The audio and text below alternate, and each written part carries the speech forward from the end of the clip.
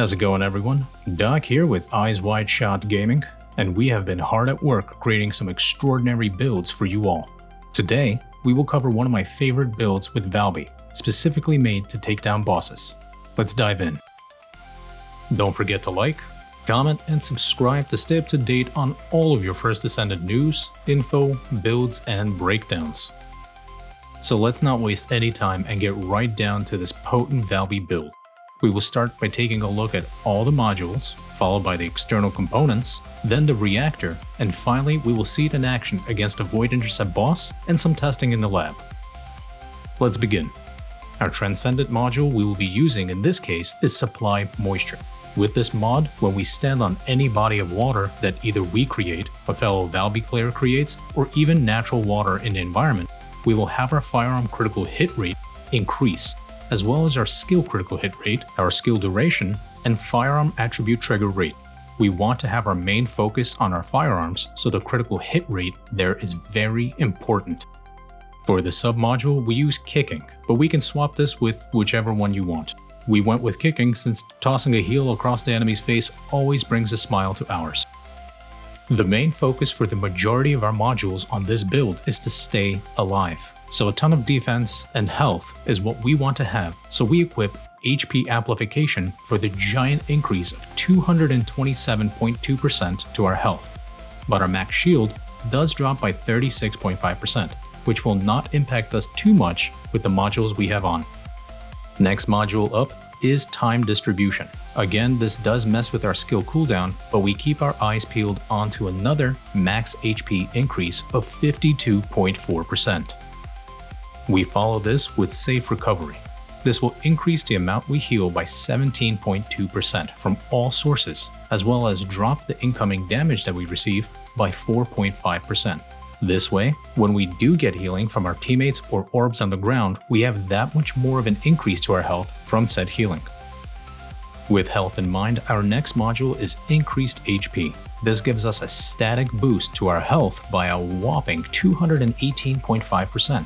which allows us to really eat a ton of attacks being thrown at us. The next mod that we use is Shot Focus. This module can only be found by combining modules. The best way to go about it is by combining cerulean modules until you get it. The chance of this drop is roughly around 7%, but if we can do it, so can you. The reason for this module is that beautiful increase to our firearm attack of 15%. Although it does drop our skill power by the same amount, we don't worry since our focus is our firearm attack. Going back to stacking our survivability, we go for Agony. This does increase our defense by 38.5% and with an added bonus of increasing our max MP by 8.5% as well.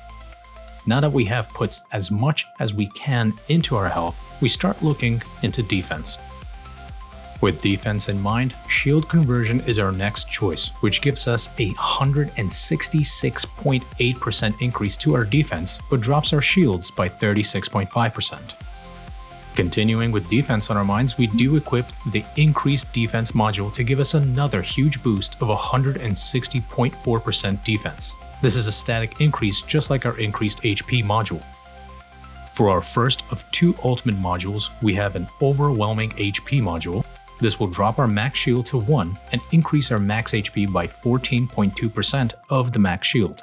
This is another stack into our health, and this module goes hand in hand with our final module, which is an Iron Will. Since our max shield is at 1, any hit will destroy it, and with that in mind, we mitigate that issue by having an increase to our defense by 128.3%, allowing us to stand chin first against anything the game throws our way. Now, let's take a quick look at our external components. We chose to run with the Slayer set for its increase to our general rounds capacity, as well as rounds per magazine increase, but using the Annihilation set will work just as well.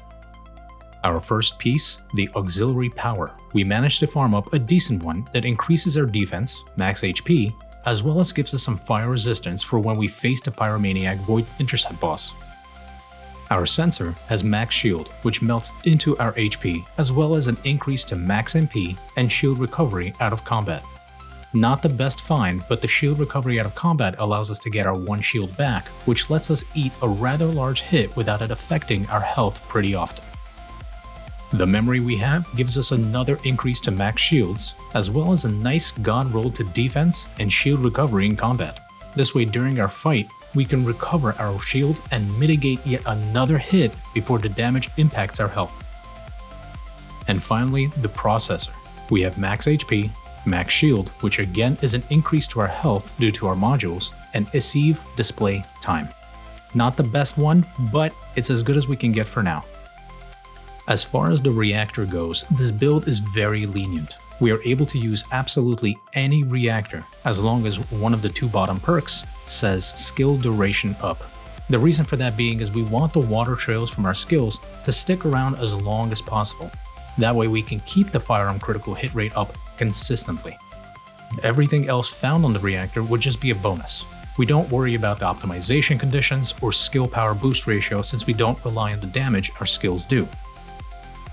With all this put together, we see our firearm attack is at 28,941, our skill power at just shy over 11,000, our defense is slightly over 45,000 without the Iron Will module activated, our shield sitting at 1, and our max health at almost 18,000, as well as our max MP at 436.17.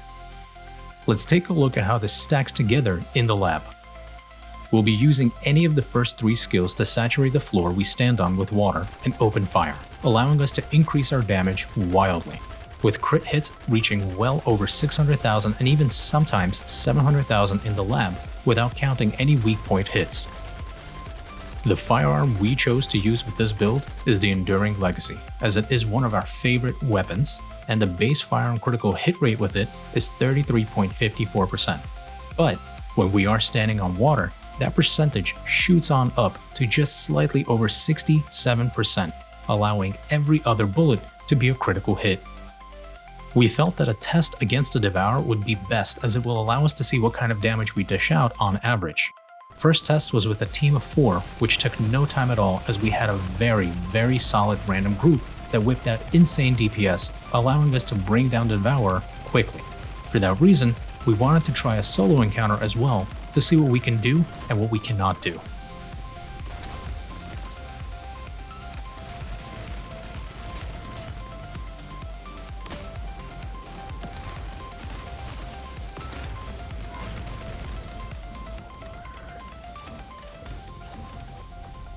As you can see, our first attempt went by rather quickly as we have melted the Devourer, attacking his shoulders and chest, bringing him down in 22 seconds.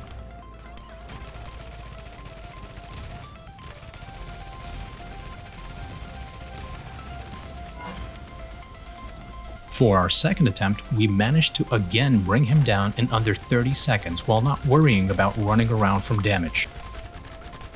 We hope this build helps out everyone who wants to try something new and different, and we are currently working on a video for a Fusion Bunny build as well as a Turret Glay build, so stay tuned. And as always, Descendants, thank you for watching, thank you for listening, and until next time, so long.